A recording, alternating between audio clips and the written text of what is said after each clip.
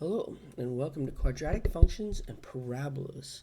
This is going to be an intermediate algebra approach, so it's not quite as in-depth as maybe college algebra or pre-calculus, but it's definitely a good overview of quadratic functions and their graphs, the parabola. So let's start with the definition. A quadratic function can be written in the standard form or in vertex form of a quadratic. Now, standard form is f of x equals ax squared plus bx plus c, where a, b, and c are real numbers, and a cannot be 0. Looks like that's an a cannot be o. Vertex form is f of x equals a times x minus h all squared plus k, where a, h, and k are real numbers. A, again, not equal to 0. And here we see that the a in the standard form and the a in the vertex form are identical. The b, the c, the h, the k, those are different. Those are 4 different values completely. But the a in both forms will be the exact same. And the handy thing is standard form, this is just kind of how we see parabolas. Vertex form will tell us exactly where this turning point or vertex is on our parabolas. Right? So the h and the k will be important. So here's a fact for us. The vertex of a quadratic function represents the turning point of the graph of the function, which has the shape of a parabola. Parabola can open up, like this one we see at the bottom of the page, or it can open down. We might see words like maximum, minimum, highest, lowest, greatest, least, largest, smallest, all those different words that can indicate maybe we top out or we bottom out of a graph. So we're going to use this graph of a parabola to estimate the following. First of all, where might we find the vertex? Well, the vertex is the turning point. So our vertex is right here. I'm going to label it A. It's at the point -2, 5. Now, for what x values is the graph increasing? Increasing means it's generally going up, always reading from left to right. So increasing will be starting at -2 and going forever to the right. So the x values where my graph is rising are from -2 to infinity. Whereas the graph is decreasing or going down as we read from left to right everywhere up until -2. So from -infinity to -2.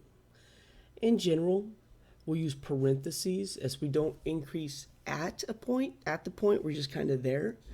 But in this range of x values, right, this interval of x values tells us where the y values are increasing or the y values are decreasing. Horizontal intercept, remember horizontal, the horizon intercept, there is none. This graph never crosses or touches the x-axis. The vertical intercept, the vertical axis right here. I'm going to label this one E. Excuse me. The vertical intercept will have the point 0, 10. And we could read all of that from the graph. Okay, here's another graph. This graph opens downward. So let's do some similar things, maybe expand it a little bit. The vertex is the turning point. And this turning point, if we're estimating, that looks like about 1, 4. It doesn't quite touch the line to get 5. It's about in between 0 and 2. We'll go close enough is good enough on this one. For what x values is the graph increasing? The graph is increasing or going upward from left to right until we hit this point right here. So over here, our graph is increasing. So that's all the values from -infinity until we stop at 1. Where's the graph decreasing? It's decreasing or going down as we read from left to right, starting here at 1 and going on forever this direction. So the increasing versus decreasing depends on if we are looking at a parabola facing upward, as in the first example, or a parabola facing downward. Okay, horizontal intercepts. Let's see, I'm going to erase these little marks I just made here make it a little easier for us to see the graph. There we go. Horizontal intercepts, horizontal. So that's where we're going to cross the x-axis. Horizontal intercepts look to be at -1, 0 and at 3, 0. Alternatively, depending on your online homework system, this could be x equals -1 and 3. So it depends on if they're looking for points or if they're looking for just the x coordinates of the horizontal intercepts. The vertical intercept, I would say, is at the point 0, 3. Possibly y equals 3, but very rarely do we actually see that as a notation. So f of -2. Now notice the input is -2. The input is always the x. So the input of -2 gives us an output of -5. So f of -2 equals -5. Now here we're asked what x value will make f of x equal to -10. So we look at the y value of -10, and I want to find my x values that go with that. So I'm going to say, since these are estimates, I'll have x equals -3 and maybe +5. That's a comma. I think a better estimate looks like x equals -2.75 and maybe 4.75, just between you and I. But -3 and -5 should be fine. If you're one of my students and the online homework system gives you a hard time about your estimates, just let me know on the website there. They ask your teacher, and I'll take a look at them. So now we could use the table to find vertical and horizontal inputs. Remember that the input is x, the output is y. Y is our vertical, and x is our horizontal. So if I'm looking for a vertical intercept,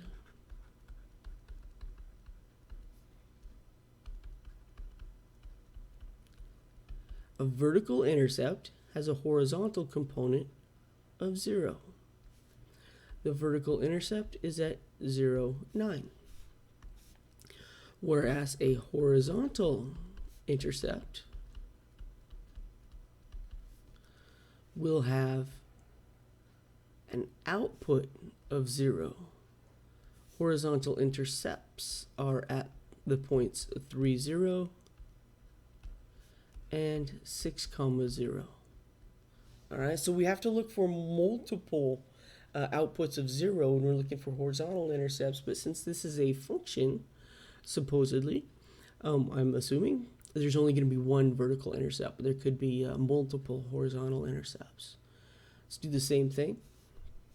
This time we'll do horizontal first. The horizontal intercepts have a vertical component of 0. So here we are, horizontal intercept of 4, 0. Whereas we have a vertical intercept. Vertical intercept has the input of 0. Output in this case is 80. Horrible 80, but there we go.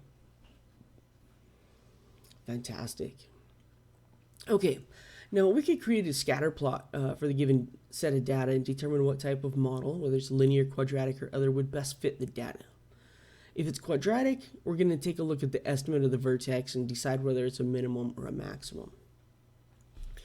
On this particular set of data, on 4A, 1 has an output of -57, 2 is -20, 4 is 6, 6 is 8, 8 is 34, input of 9 gives us 71. And I've used my graphing utility to create this.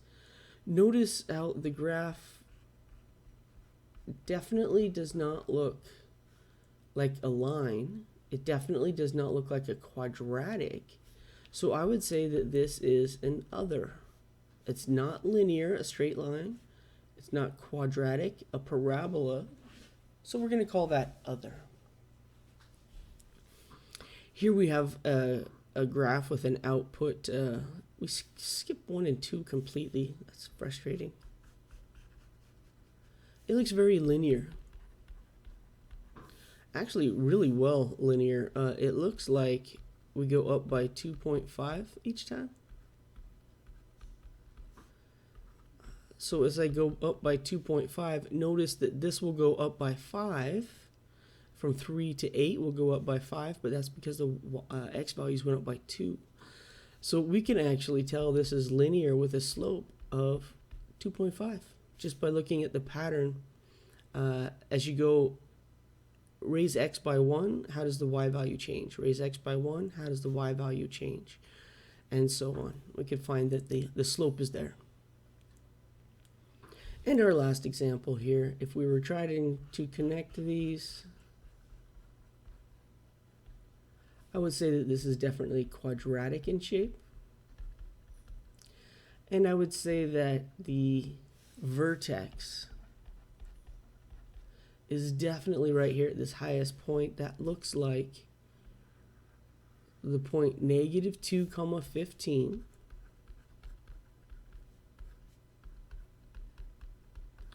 And we can tell, see how on each side of it we have one before and one after, both have a y value of 8. 3 before and 3 after -2 have the same value. My guess is if we had, let me see, this is 1, 2, so this is -6. I'm guessing my output would be -97. So you could always kind of find that balancing point in order to hold this up where everything is mirrored on either side of that. All right, that's it for quadratic functions and parabolas. Thanks for listening.